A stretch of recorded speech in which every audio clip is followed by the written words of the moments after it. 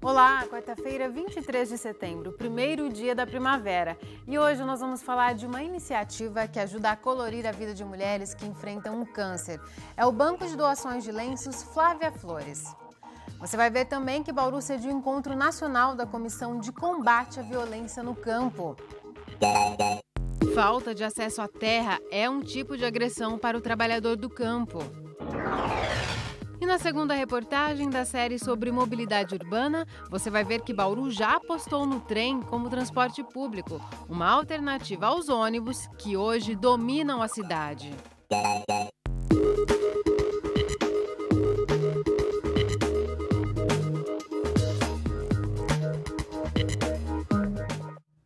Bauru recebe hoje e amanhã o encontro da Comissão Nacional de Combate à Violência no Campo. De acordo com uma pesquisa da Comissão Pastoral da Terra, só na região sudeste os registros de violência cresceram 4 vezes em 2014 em relação ao ano anterior. A falta de acesso à terra para quem vive da agricultura também é um tipo de agressão. Nós vamos conhecer um acampamento de sem terras aqui em Bauru. Este acampamento fica às margens da rodovia Bauru-Arealva. As famílias aguardam a desapropriação da fazenda Santo Antônio, que pertence ao Grupo Mondelli. Segundo o movimento, as terras foram utilizadas como garantia para pagar dívidas com bancos. O grupo está organizado há 2 anos e faz parte da Frente Nacional de Lutas Campo e Cidade. Se instalou no local há 5 meses e, segundo as lideranças, reúne 184 famílias que aguardam a desapropriação da área para ser dividida entre os acampados. Cada família espera receber cerca de 12 hectares de terras. Hoje ela está completamente vazia, sem nada, e o mesmo luta e reluta para ela não entregar para a reforma agrária. E essa luta do movimento, o que é? É que o INCRA tome posição referente a essas questões. A gente está bem crente que isso se resolve dentro de um prazo de 90 dias. 99% do povo que está aqui, todos trabalharam já nessa área. Então agora eles foram para a cidade e querem voltar para o campo, que eu acho que é o lugar melhor de se criar os seus filhos hoje. Enquanto aguardam a desapropriação e o processo de assentamento definitivo, os acampados dizem conviver com a infraestrutura precária. Falta água, luz e esgoto. Nós já corremos atrás da prefeitura, no DAI, assistente social, vereadores, tá? E até agora ninguém dá uma posição. A gente está aqui com a ajuda de todos aqui. É um ajudando o outro para a gente poder ter água e correr atrás dos recursos do movimento que é nosso. É nosso porque se depender deles nós vamos morrer de fome e passar fome. Além disso, há relatos de situações de violência vivenciadas nesses 2 anos de espera. Quando houve uma reintegração de posse, tivemos sim problema com a polícia militar, que está ali para ter a ordem, já rasgaram os barracos, tá? Tacaram fogo na fazenda para acusar o próprio movimento, sendo que nós estamos ali porque a gente vai tacar fogo para atingir o nosso companheiro de luta. Então, houve vários tipos assim, de coisa que o Estado foi conivente. Segundo o presidente do Sindicato Rural de Bauru, que representa cerca de 1.200 proprietários rurais, casos de violência no campo não são comuns na região. Há, de fato, briga interna, mas no lugar onde moram 2.000 pessoas, é claro, mas eles têm lá toda a administração, tem forma. A gente raramente vê no noticiário, a gente não tem uma nota. Vê muito mais aqui em Bauru, na área urbana, nesse quarteirão, do que acontece nesses outros locais. Mas de acordo com números divulgados pela Pastoral da Terra, apesar de mais casos de violência no campo terem sido registrados nas regiões norte e centro-oeste do país, o maior índice de crescimento de conflitos no ano passado foi constatado nas regiões sul e sudeste. Em 2013, foram registradas 56 ocorrências de violência na região sul. Os casos saltaram para 107 em 2014. Um aumento de 91%.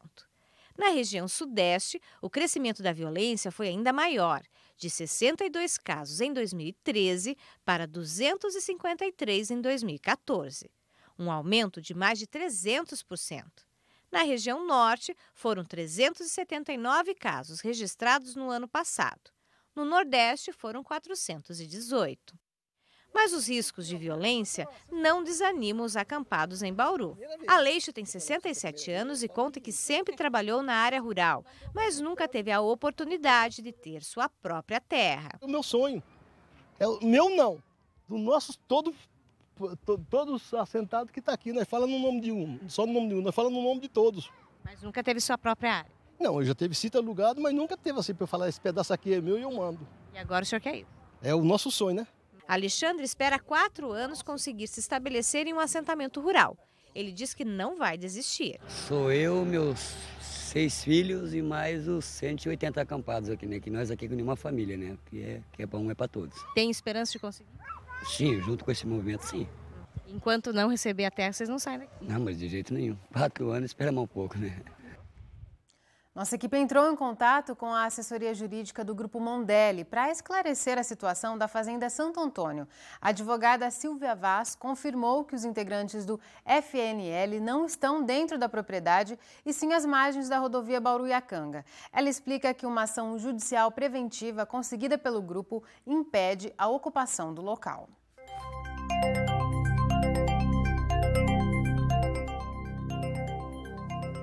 A primavera começou na madrugada de hoje, às 5h20 da manhã. Por enquanto, não trouxe mudanças no clima, mas tem uma pequena chance de Bauru ter uma chuva nesta sexta-feira. Veja os detalhes no mapa.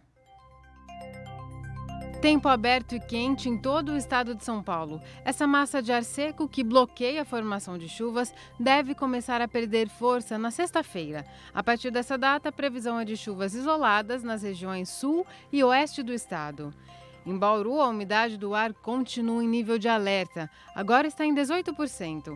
Os ventos sopram fracos, a 5 km por hora. Hoje a mínima foi de 19 graus e a máxima bateu em 36. Amanhã os termômetros devem variar entre 21 e 37 graus. A Secretaria Municipal de Saúde confirmou hoje o 6º caso de leishmaniose em Bauru. O paciente, um homem de 44 anos, é morador da Vila Industrial 2 e foi tratado no Hospital Estadual. Até agora, não há registro de mortes pela doença na cidade neste ano. No próximo bloco, o assunto é mobilidade urbana.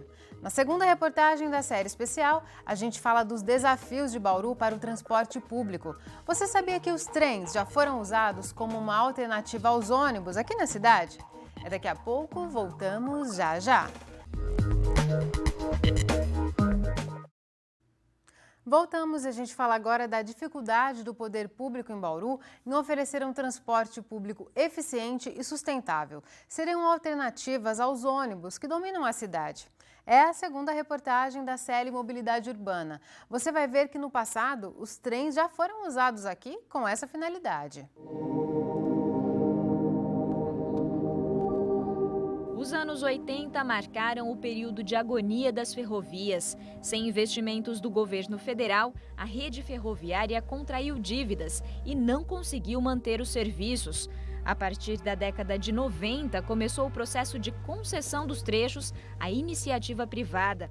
Hoje, as linhas que cortam Bauru transportam apenas cargas. Elas estão sob responsabilidade da Rumo ALL, associada à Companhia de Infraestrutura e Energia Cosan.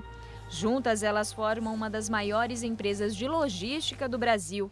Dados da ANTT, a Agência Nacional de Transportes Terrestres, mostram que a situação da ferrovia aqui na região de Bauru tem se tornado ainda mais precária. Isso porque a única destinação dos trilhos, o transporte de cargas, vem sendo reduzido ano a ano. Em 2012, 4 rotas saíam aqui da cidade e outras 9 chegavam transportando 13 tipos de produtos diferentes. Hoje são apenas 3 rotas, uma que sai e 2 que chegam à cidade, transportando apenas 7 produtos. Mesmo com um tráfego menor de trens, os trilhos continuam cortando a cidade, que se desenvolveu no entorno deles. As vias férreas vão de leste a oeste e do centro à região sul do município, cruzando ruas e avenidas movimentadas. No final da década de 80, houve uma tentativa de uso da malha férrea em Bauru para o transporte suburbano. 2 locomotivas elétricas com um carro de passageiros ligavam o centro da cidade aos extremos leste e oeste em um trajeto de aproximadamente 10 quilômetros. Mas 1 ano e meio após ser inaugurado, o serviço deixou de ser oferecido. Para este engenheiro de tráfego e transportes, um dos motivos para a falta de adesão foi o uso da infraestrutura de longa distância, que tornava a viagem demorada. A falta de integração com outros sistemas de transporte do município também pode ter desmotivado os passageiros. A faixa utilizada pela ferrovia não tenha nenhuma adaptação de acessibilidade para os usuários dos bairros, né? Então, ninguém se sentia seguro, além do que você gastava um tempo muito grande de espera da composição e depois o mesmo tempo de viagem. Nos últimos 30 anos, o único transporte coletivo que se consolidou na cidade foi o ônibus, e ainda assim com diversos problemas. Uma cidade tão grande e nós não temos um terminal rodoviário, é uma falta de respeito com os moradores, com os cidadãos. Porque a cidade cresceu, infelizmente o transporte público ele continuou na mesma proporção, não mudou. Faltam muito ônibus. Ônibus demora de 45, 50 minutos. Sábado, domingo e feriado, então eu nem saio de casa por isso. A gente passa muito nervoso. Uma das principais vias de trânsito em Bauru, a Avenida Rodrigues Alves, fica a poucas quadras da estação de trem no centro da cidade e se transformou em um terminal a céu aberto. Aqui, os ônibus competem por espaço com os pedestres e os carros. De cada 10 linhas de ônibus da cidade, 9 passam pela Rodrigues Alves. No ano passado, a prefeitura contratou uma empresa para traçar um plano de transporte coletivo para a cidade e algumas ações começaram a ser desenvolvidas. Nós criamos descontos fora do horário de pico, então a pessoa que comprar a passagem fora do horário de pico, ela paga um valor diferenciado. Trabalhamos a integração do sistema, implantamos o bilhete único e diminuímos o tamanho das linhas. A gente tinha linhas muito longas, onde o ônibus andava sem passageiros, criando um custo para o sistema. Isso está vulnerando demais a tarifa, então as linhas são mais curtas, mais rápidas, com mais integração. A proposta também previa a construção de terminais em pontos estratégicos da cidade para distribuir as linhas do centro, mas eles ainda não foram construídos. O problema maior do novo plano é que ele é muito conservador, no sentido de que ele visa melhorar a qualidade do sistema para os atuais usuários. Sem dúvida nenhuma deve melhorar para os que já fazem uso. Mas ele deveria contemplar novos modelos para atrair o usuário do transporte individual, o que não está sendo feito, como, por exemplo, criação de corredores exclusivos e o uso de ônibus articulados de maior capacidade.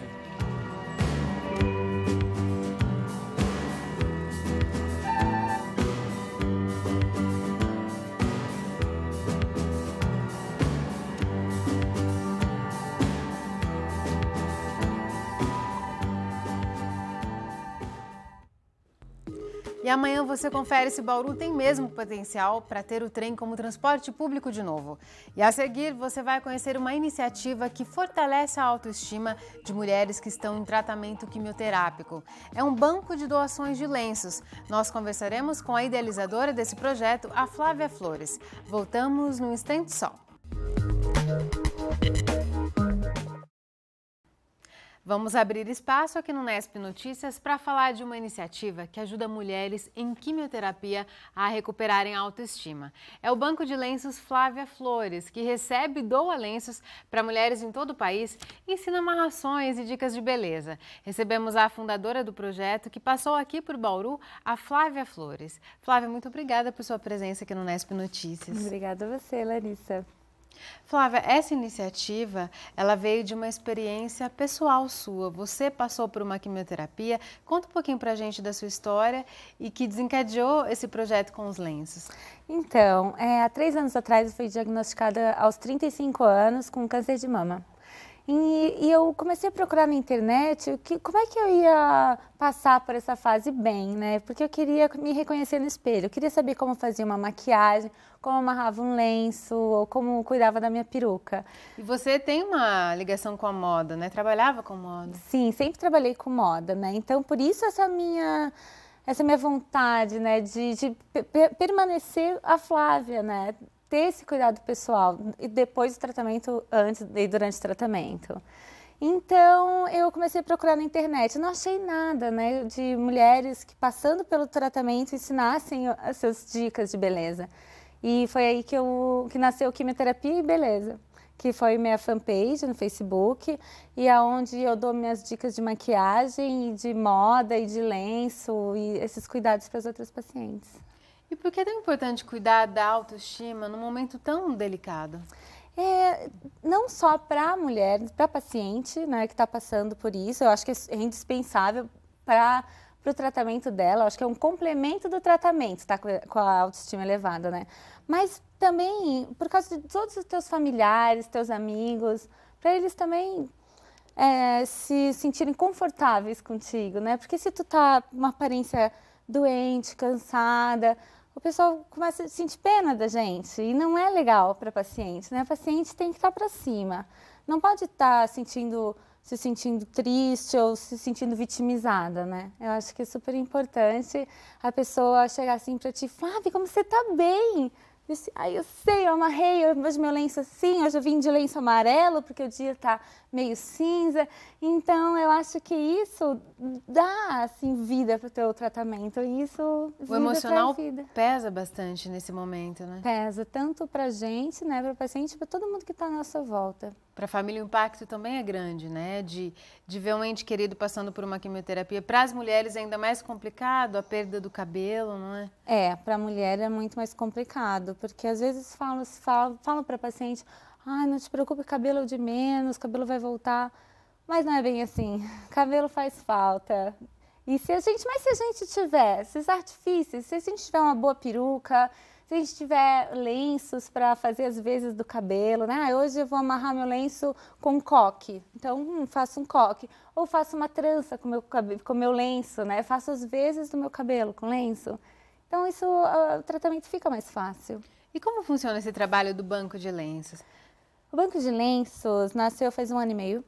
E eu tenho o Hospital Santa Paula como mantenedor desse projeto. Todo lenço que a gente arrecada, a gente leva lá para o hospital manda lavar, higienizar, então vem todo embaladinho. E pelo site, qualquer paciente, qualquer lugar do mundo pode pedir um lenço. Então entra no www.bancodelenços.com.br e pede o seu lenço. Geralmente vem sempre assim com uma mensagem, com uma cartinha, com uma foto, assim, eu era morena e eu sou muito alegre, eu queria um lenço bem colorido. Aí a gente pega e escolhe um lenço bem colorido para mandar para ela.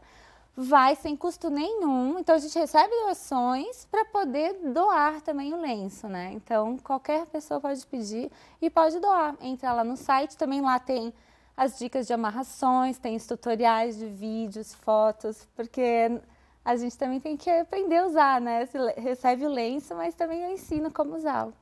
E esse banco de lenços, ele tem parceria com outras instituições ou você tem outros projetos nessa área? Olha, hoje a gente tem vários pontos de arrecadação. Até aqui em Bauru é o Bauru Shopping, que qualquer um pode ir lá deixar um lenço.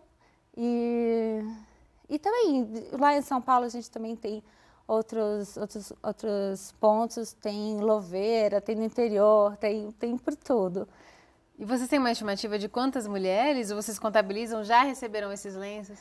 2.500 mulheres já receberam lenço. 2.500? Sim, aham. E vocês têm contato? Algumas dão algum retorno para vocês? Às vezes elas terminam o tratamento e devolvem o lenço. Assim, olha, esse lenço me deu sorte e vai dar sorte para outra paciente. Então tá aqui o meu lenço que eu recebi mais 10, sabe? Então a gente acaba recebendo muitas vezes o lenço de volta para repassar, assim, porque às vezes fica de amuleto. Sabe, assim, ela nem usa todo dia, mas ela tá lá com o seu lenço que ela ganhou do meu banco, porque com o meu blog, com o meu site, a gente tem muita interação. A gente conversa muito, eu e as outras pacientes. Eu escuto cada história linda e dar esse lenço significa muito mais do que dar um lenço para alguém que precisa. Não é para pessoas carentes. É para toda mulher que estiver passando pelo tratamento, que precisa de um conforto, saber que ela não está sozinha. É um ponto de apoio, não é? Então é muito mais do que um presente. É uma coisa de paciente para paciente, ela saber que ela não está sozinha. Para você que passou por essa situação e superou e fez disso uma grande vitória e está estendendo isso a outras mulheres, o que você diria para essas mulheres que hoje recebem um diagnóstico de câncer, por exemplo? Eu acho que ela vai perder o cabelo, vai perder a cor, a forma, os pelinhos, a sobrancelha e tudo, mas nunca pode perder a autoestima. Que se a autoestima é elevada, assim, ajuda muito o tratamento e todo mundo que está à sua volta. Então, força na peruca. Tá certo, Flávia. Muito obrigada, viu, por sua participação. Obrigada a você. O Nesp Notícias de hoje fica por aqui. A gente volta a se encontrar amanhã, às 5h30 da tarde, ao vivo. Tchau!